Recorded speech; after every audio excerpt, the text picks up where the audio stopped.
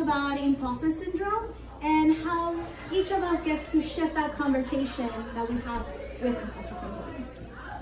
So in case some people don't know what imposter syndrome is, I found this XKCD comic strip that perfectly illustrates it. And also it's the psychological pattern of feeling like, oh, I'm not good enough, I'm a fraud, I did not earn what I have. So who am I and why am I talking about imposter syndrome? My name is Melissa In and I am a software engineer at Adobe. Once upon a time, I was born in Argentina to Korean parents and I came to the United States at a young age. What this life experience has instilled in me is a desire to bring compassion, empathy, and understanding to the world. And I believe that talking about imposter syndrome is about bringing empathy and understanding to the self. So the first time I experienced imposter syndrome was when I was 10 years old and I arrived to this country. I didn't speak any English, I felt very alone, I felt scared, and I felt like for the first time I was in conflict with my identity. I was not Latina enough, you can look at me, and I was not Korean enough. I don't even speak Korean and I grew up in Latin America. What that experience taught me is that the world is going to try to define who I am, and I don't have to let it. The second time I experienced imposter syndrome was when I went to UC Berkeley. Coming from a lower socioeconomic background, having parents that were always working, and I didn't have a lot of support and a lot of guidance, knowing what am I supposed to study, what am I supposed to do. Again, I felt very isolated, I felt scared, and I felt like I wasn't smart enough to be there, and that I got lucky. Someone flipped a coin and they let me in. What that experience taught me is that creating community, connection, networking, these are all essential for success. And at that time, I didn't know that, so I spent a lot of time alone and hiding and afraid. The third time I experienced imposter syndrome was when I arrived at Adobe as an intern and then as a full-time engineer. It was very exciting, yet frightening.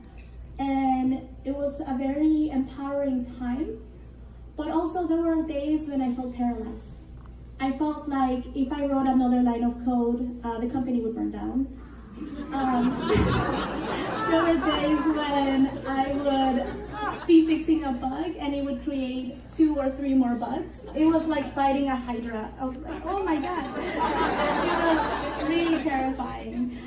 And what this experience taught me is that whether I think I can or I think I can't, I am right. So how do I shift this conversation with imposter syndrome? What all of these experiences in tandem have taught me is that imposter syndrome is normal. Most people in this room will have experienced imposter syndrome, maybe experiencing it. Even being at a conference can be a frightening experience.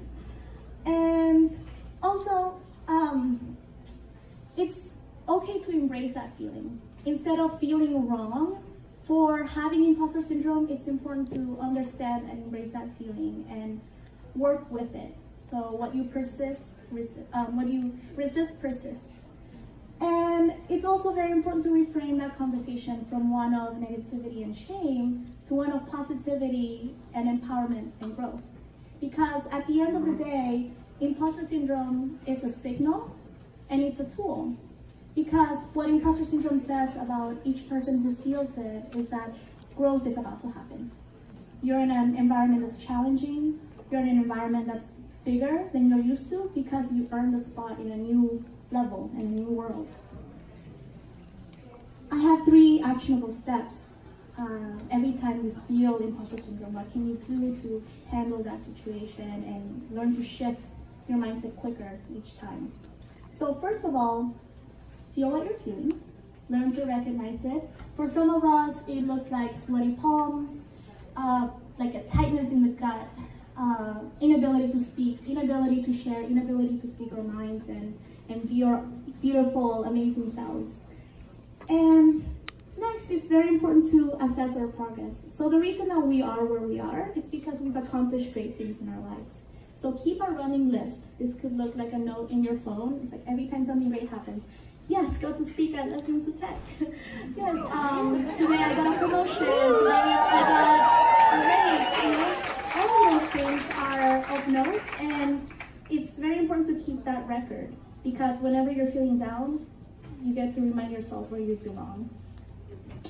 And request feedback. So when you're in imposter syndrome mindset, it's important to forget all of your beautiful qualities.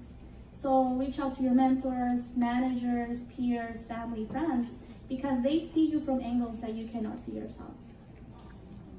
And lastly, keep learning, keep growing. Don't isolate yourself. What I've learned from my experience is that if I place myself in a vacuum and I say I'm not good enough, then the only narrative in that space is I'm not good enough.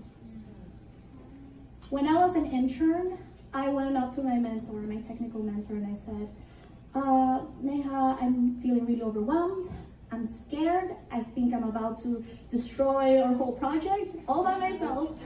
And she said, you know, Melissa, I feel that way too. And she has been in the industry for a very long time. She's a very accomplished software developer. And I said to myself, well, if Neha can do the things that she does, feeling the way that I feel, then I can do the things that I need to do, feeling the way that I feel.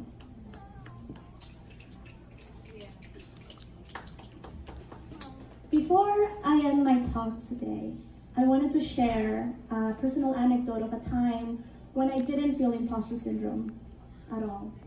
So, when I decided to become a software developer, it was because my father had been diagnosed with early onset dementia. And I wanted to be someone who could provide, someone who could be a pillar in our family. And I decided to go to a coding bootcamp. I was very fortunate that Adobe sponsored my education through something called the Adobe Digital Academy. And it was a very challenging time. I went to a 6-month coding bootcamp called Galvanize, and at no point during those 6 months did I feel I'm not good enough. I can't do it. Maybe something different is out there for me. Because I knew that it was this or this. Because my father was counting on me and my family was counting on me. And I had found my why I was doing what I was doing, and that drove me forward and made any circumstance that got in the way look small. So I amended Nietzsche's quote, he or she or they who have a why can bear almost any how. So my parting words are that if you can find your why, because it will make any obstacle look insignificant, and if you can't find your why just yet, you can follow the steps that I outlined. Thank you.